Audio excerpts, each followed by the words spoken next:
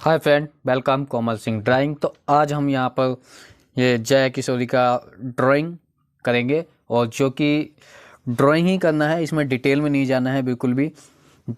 तो यहाँ पर हम पेंसिल लेते हैं। ये 8 लाइन की पेंसिल है, HB पेंसिल है, और एक 2B पेंसिल है, और साथ में लेजर और शॉर्पनर। क्योंकि हमारी शार्प जो इसकी पेंसिल की जो निप होती है वो बिल्कुल क्लियर होनी चाहिए, जितना पॉइंटेड हो सकती है उतनी रखने की कोशिश करें। तो ज़्यादा कुछ मेरे पास यहाँ पर है नहीं है, सिंपल पेपर है। सिर्फ हमें ड्राइंग करनी है, बिल्कुल परफेक्ट के ऊपर नहीं जाना है। सिर्फ इसका जेस्चर जिस तरीके से यहाँ पर है मतलब एक फील आ जाए कि हाँ ये जया किशोरी का ही फेस है एक्चुअल में। मतलब इस तरीके से ड्राइंग करेंगे और सीखेंगे कि हमसे भी हो पाता है या नहीं हो पाता है। साथ साथ आप जो भी अगर मेरे से जो गलती होगी उनको भी मैं बताता रहूँगा, और अब जो मुझको कुछ अपनी गलती समझ में ना आए तो प्लीज़ कमेंट में ज़रूर बताना। और चले शुरू करते हैं बिना टाइम वेस्ट किए। देखो, सबसे पहले हमें ड्राइंग में एक लाइंस को तो मतलब ड्राइंग को तोड़ना आना चाहिए। मतलब किस तरीके से अपनी ड्राइंग को तोड़ते हैं। मतलब यहाँ पर मैं कुछ बिल्कुल हल्के हाथों से लगा रहा हूँ, क्योंकि बाद में अगर हमारी गलती हो तो यहाँ पर ठीक करने का एक मौका हमारे पास हो एक्स्ट्रा में।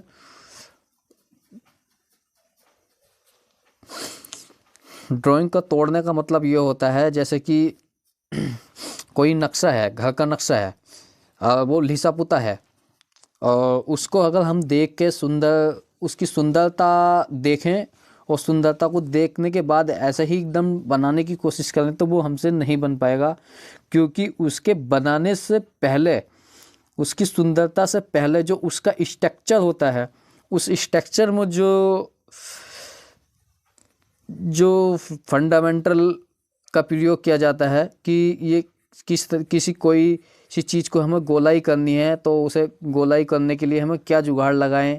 किसी पिलर में अगर कोई इस तरीके से कर्व में एक इस टाइप का अगर हमें कोई डिजाइन निकालना है या किसी मकान में, तो उसके लिए हमें सबसे पहले स्ट्रेट लाइन में कोई ऐसी ईंट ऊट लगा के उसे उस तरीके से डिजाइन करते हैं जिस तरीके से कर्व बन जाए। तो यहाँ पे हमें डायरेक्ट अभी कर्व में नहीं आ जाना है, सिर्फ यहाँ पर स्ट्रेट लाइन में इसको पूरे आर्ट वर्क को तोड़ना है, और अपने एंगल्स को ध्यान में रखते हुए कि हम किस एंगल में चल रहे हैं।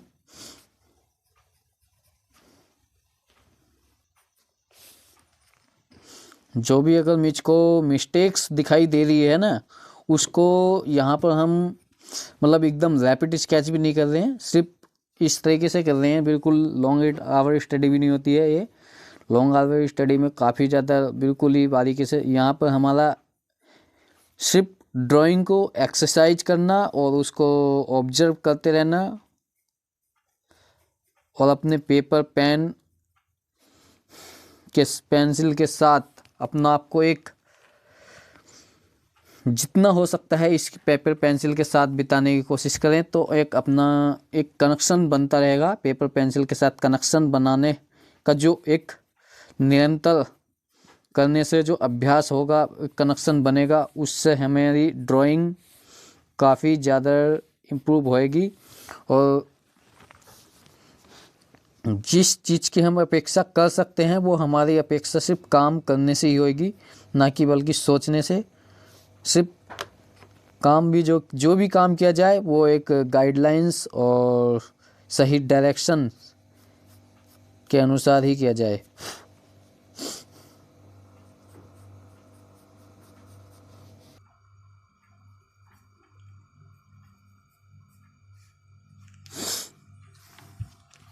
अब देखो, हमने इसकी आउटलाइन जितना अगर और कहीं अगर हमको मिस्टेक दिखाई दे रही है तो उसको यहाँ पर हम ठीक करने की कोशिश करेंगे।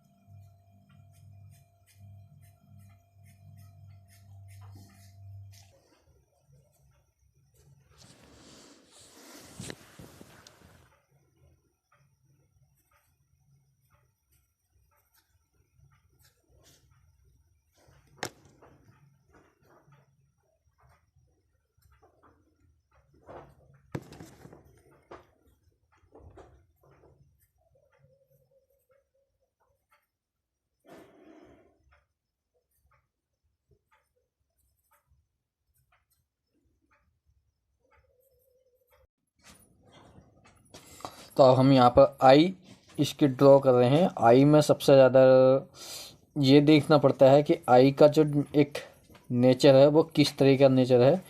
आई में अब ये देखो, एक भले से इसकी गर्दन झुकी हुई है पर जो आई का जो कांटेक्ट है वो सीधा कैमरे की ओर जा रहा है।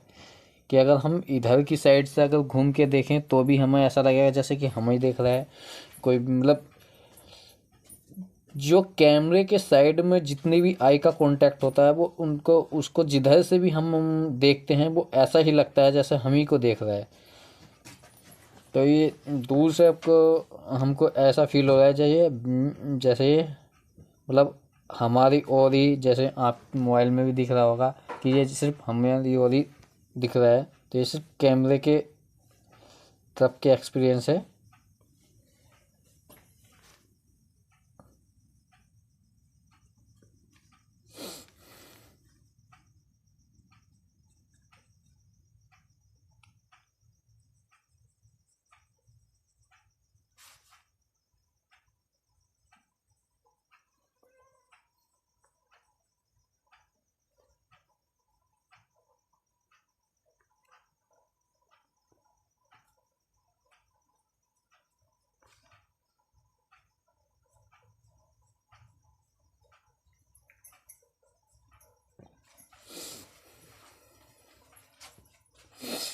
ये अब ये वाली पेंसिल जो मेरे पास है एक मैकेनिकल पेंसिल है।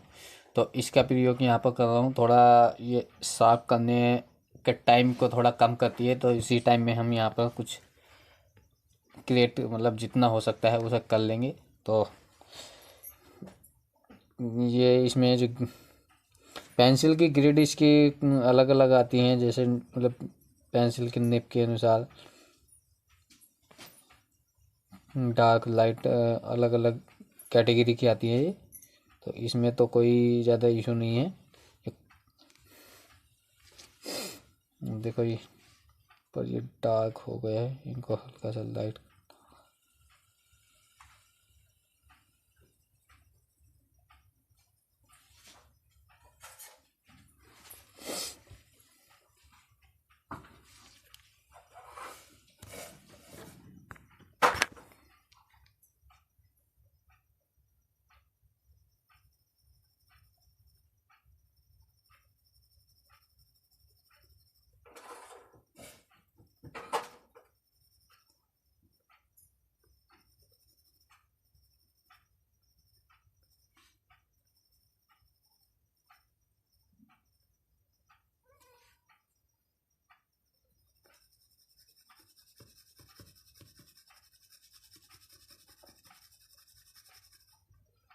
यहाँ पर मैं शेडिंग नहीं कर रहा हूँ, सिर्फ एक इन्हें अलग अलग जो वैल्यू है, बीच का जो वैल्यू दिखाई दे रही है उसको थोड़ा रिफाइन कर रहा हूँ। अलग अलग इन रिफाइंस को मैंने जो यहाँ पर जो वैल्यू के पार्ट्स जो दिए थे उनको हल्का सा एक, क्योंकि डिटेल्स इससे बहुत बड़ी चीज़ है। क्योंकि हमें सबसे पहले वैल्यू ही समझनी होती है, उसके बाद हमें डिटेल करनी होती है।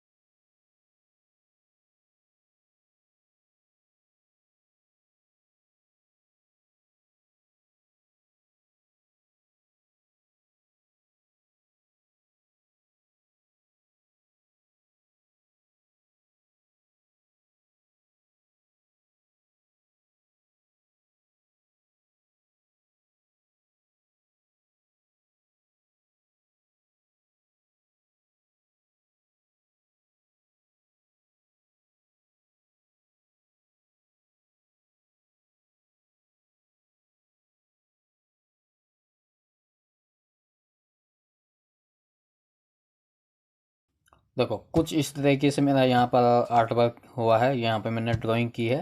तो अभी धीरे धीरे इम्प्रूव करने की कोशिश करेंगे और डेली बेसिस पे करेंगे।